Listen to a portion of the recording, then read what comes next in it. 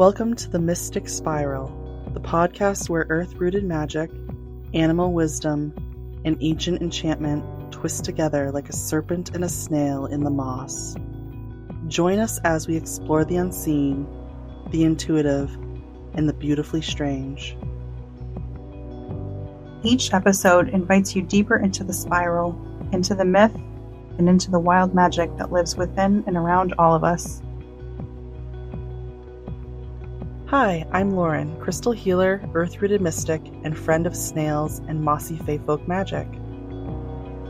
And I'm Laura, animal communicator, serpentkin fauna witch, and solitary sigil practitioner.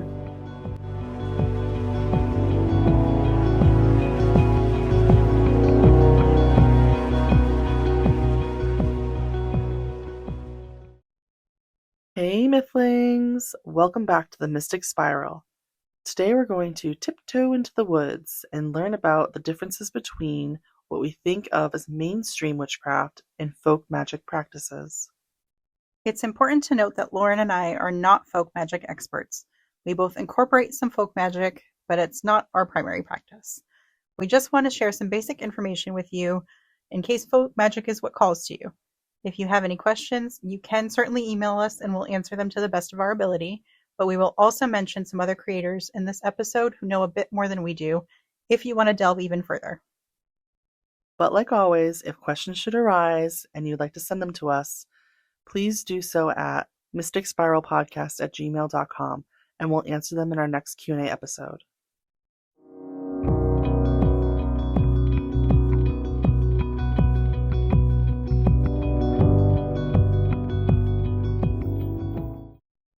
So what is folk magic?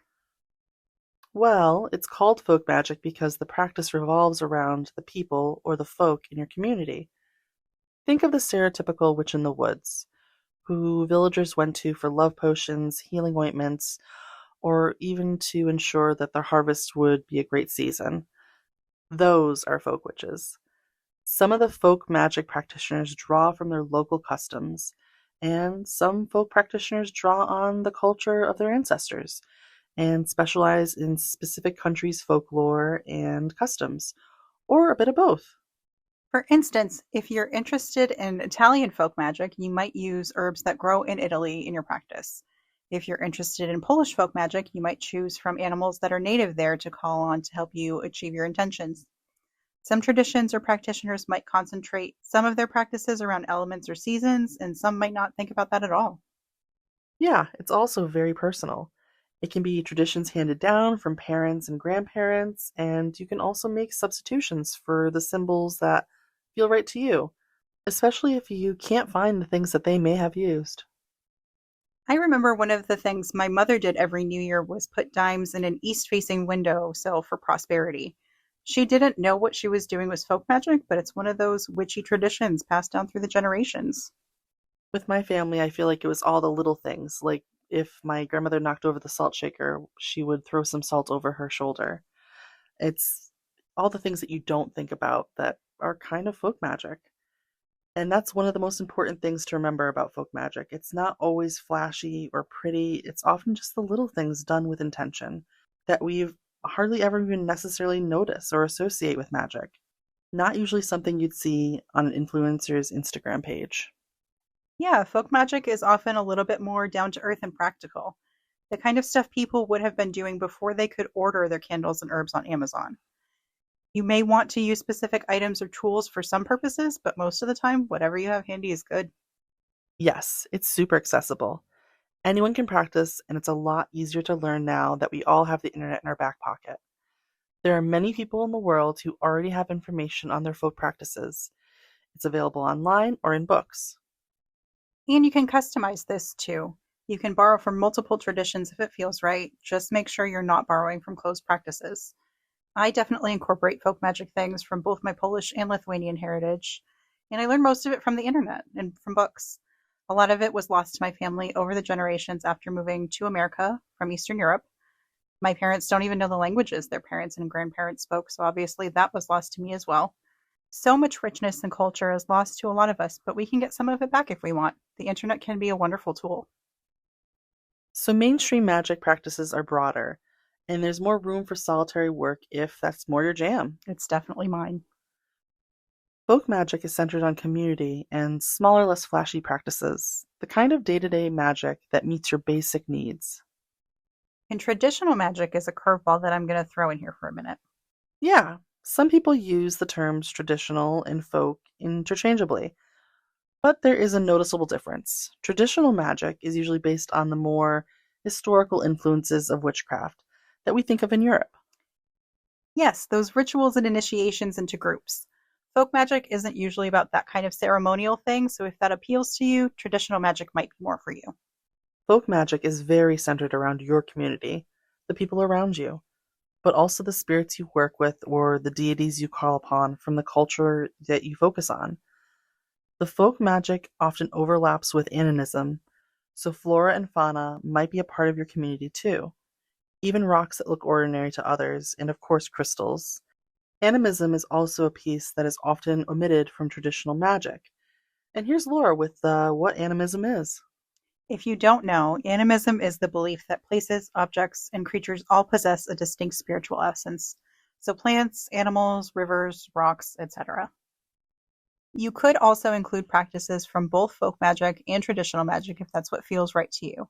There aren't a lot of rules except for the ones about respecting others inside and outside your community. So don't steal from closed practices. Yeah, what she said.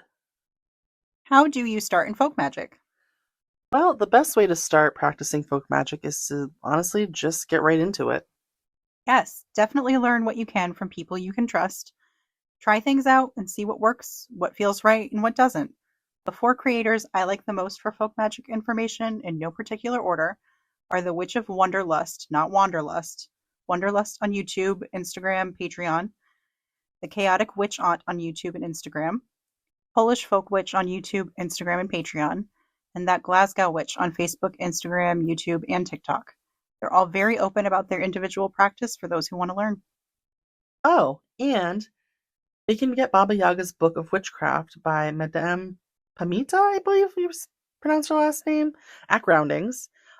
We also have other books too, like the Miscellany Fairy Folk Myths and Magic book by Sandra Kynes, the Cunning Folks Book of Cottage Witchcraft by Danu Forrest, and if you are a little bit crafty, you can do the Cottage Witch's Guide to Magic by Susan Lemon. It's 25 enchanting projects to make your home more sacred.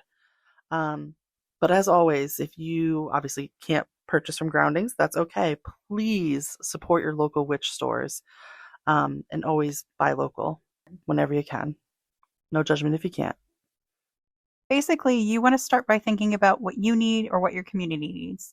When you have that direction, you can even start by lighting a candle and asking the spirits to help you.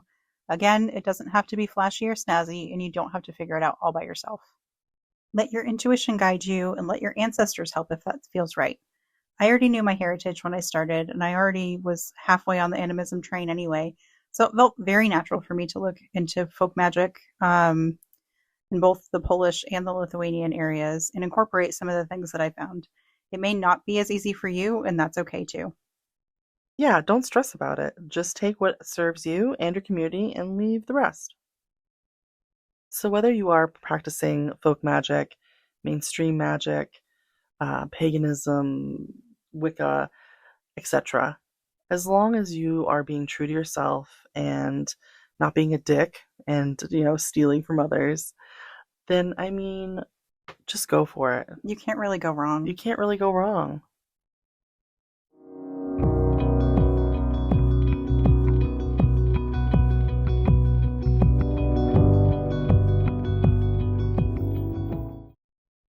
Before we leave today, we're going to do something a little bit different and pull two cards. Today we felt called to use the Divine Doors deck by Andre and Gracia and the Mushroom Affirmations deck by Nicola McIntosh. As a friendly reminder, please take what resonates with you and simply leave the rest. All right, first we're going to pull from Divine Doors.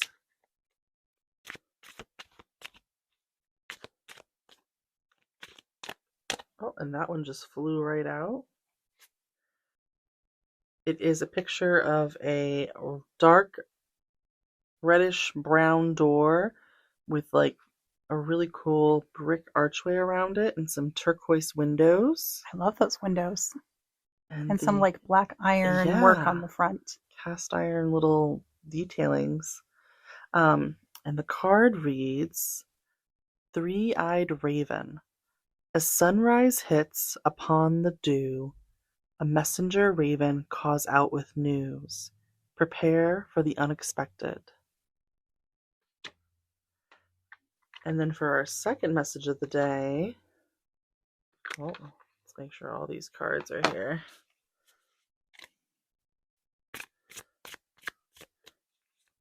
So interesting how same shaped cards shuffle so differently. It's the spirit of the deck. It's the spirit of the deck. Ooh. That's one of my favorite mushrooms. It's a morel mushroom. And the message of morel is restore. Do what brings you joy. The time is now, and only you know how to fill the void. Very cool. I love both of those cards. I love both of those cards. I think they're great together, honestly. I agree. I will make sure to post both these images of the cards on our social media pages. You can find us at Mystic Spiral Podcast on Instagram and Facebook. And next Wednesday on the Mystic Spiral, we'll be exploring fairy magic. Until then, Mythlings, keep listening and keep your magic soft and steady. Bye for now.